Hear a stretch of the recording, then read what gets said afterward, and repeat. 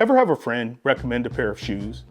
Cool, my man. I gotta tell you, these shoes are so comfortable. You gotta try a pair, my dude. The recommendation comes from a friend you trust, so you decide to give them a try. And when you do, for lack of a better way of saying it, the shoes suck. They hurt. Ow. Ooh. Ow. They pinch at your toes, or maybe they nip at your heels, or Ah. maybe it isn't so much that they hurt, but overall, they just aren't very comfortable. So what gives? Does your friend just have shitty taste in shoes? Did the person that gave the recommendation just want to see the other person suffer? Or is there something wrong with you? I can't promise you that any of those things aren't true. I mean, shit, there's something wrong with all of us. But the reason is more than likely because of what I'm about to say. There is no such thing as a comfortable pair of shoes. Yeah, that's right. You heard me. There's no such thing as a comfortable pair of shoes. At least not the way most of us think about it anyway.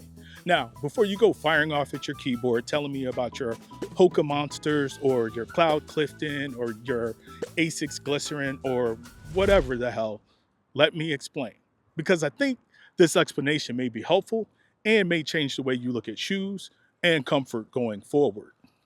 I've reviewed lots of shoes on this channel, and judging from the comments, one thing I can tell you for sure is that opinions surrounding any one particular brand or model vary widely. I mean, one person can really like a pair of shoes, and the very next person will think that same pair of shoes is trash. Why are we so all over the place when it comes to the way we feel about shoes? The purpose of this video is to reframe our understanding of what constitutes a comfortable shoe, so that we can then apply this knowledge to make better decisions concerning footwear going forward. This video isn't going to be a deep dive into the world of biomechanics. I'm not qualified to do that, but this video will be an in-depth examination into the science of comfort. Hopefully, by the end, we're better equipped to see past all of the marketing, brand affiliations, and general bullshit out there so that we can get to the bottom of what is best for each of us. And in order to do that, we have to start at the beginning. And at the beginning, we have to define what comfort is. The biggest obstacle to determining whether or not a shoe can be labeled as comfortable is the fact comfortable means something different to each of us. Fortunately, we have this December 2021 article from the Journal of Foot and Ankle Research by Drs. Hilton B. Menz and Daniel Bonanno to help us out. I'll put links to all the source materials down in the description in case you'd like to check out the articles for yourself. The article is titled, "Footwear Comfort, a Systematic Search and Narrative Synthesis of the Literature." Fuck. Yeah, that's a mouthful. Basically, the point of the article is to look at research and studies to see if there is a consistent through line when it comes to determining what is comfortable in footwear. The article gives what I believe is a great definition for comfortable that I think most of us will be able to agree upon. Comfort can be defined as the state of being physically relaxed and free from pain, although the mere absence of pain does not fully constitute the positive state of being comfortable. Rather, comfort is a broader construct, which also incorporates the absence of other unpleasant physiological sensations, such as rough textures, extremes in temperature, or excessive moisture, and the presence of highly subjective feelings such as ease, support, and contentment. The first two parts are simple enough. Essentially, comfortable is about being pain-free and relaxed, but this in and of itself isn't enough. You also must have the absence of any irritating or annoying feelings. Paraphrased, of course. But then to the third part, and this is where things begin to get a little muddy. The article further suggests that you need the presence of highly subjective feelings, such as ease, support, and contentment. It becomes difficult to label a thing definitively. In this case, shoes as comfortable, when the label itself depends on positive feelings, something that is both highly subjective and individualistic. This idea of footwear comfort not only relies on individual subjective feelings, but we must get there by way of our individual physical feet. Our feet are actually quite incredible when you think about it. On average, the length of our feet is only about 15% of a person's total body height. And these things allow us to walk, run, jump, and I don't know what else you're using your feet for, and I don't want to know. In this September 2017 article from the University of Iowa Library by Carol Junk, she notes, the human foot is quite complex and consists of 26 bones, 33 joints, plus muscles, tendons, ligaments, and a network of blood vessels, nerves, skin, and other soft tissue. Junk goes on to explain that there's all types of different feet out there. There are flat feet, feet with high arches, differences in width at the ball of the foot, length of the toes, narrow heels, and the list goes on. This idea of comfort not only relies on our individual perceptions, but must also account for everyone's up feet, right? Kinda? But before we get the wrong idea and start to believe finding comfort isn't likely, Junk does mention, considering the complexity of the human foot, it is rather amazing that anyone can walk into a shoe store and find shoes that fit reasonably well. And here's the thing, fortunately, she's right. Most of us can walk into a shoe store and find shoes that fit reasonably well. However, that's not the same thing as saying those shoes are going to be comfortable. I'll take it a step further anyway and say that most of us can find shoes that are reasonably comfortable also. But that's not everyone. And we're likely not all gonna find the same exact shoes comfortable. And there's those of us who find it difficult to find shoes that are to their liking at all. As a result, I think it's an inadequate description to simply label a shoe as comfortable or not comfortable. That may be doing us a disservice. To look at comfort in such a simplistic and binary way makes us susceptible to failing to identify exactly what qualities we do or do not find comfortable about a shoe.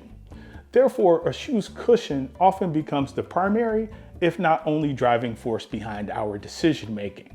Now that we know what we're dealing with and have an adequate definition, I think this next part of the video can be really helpful for us. But before we move on, we gotta talk about one more thing that's very important to defining comfort, and that's purpose.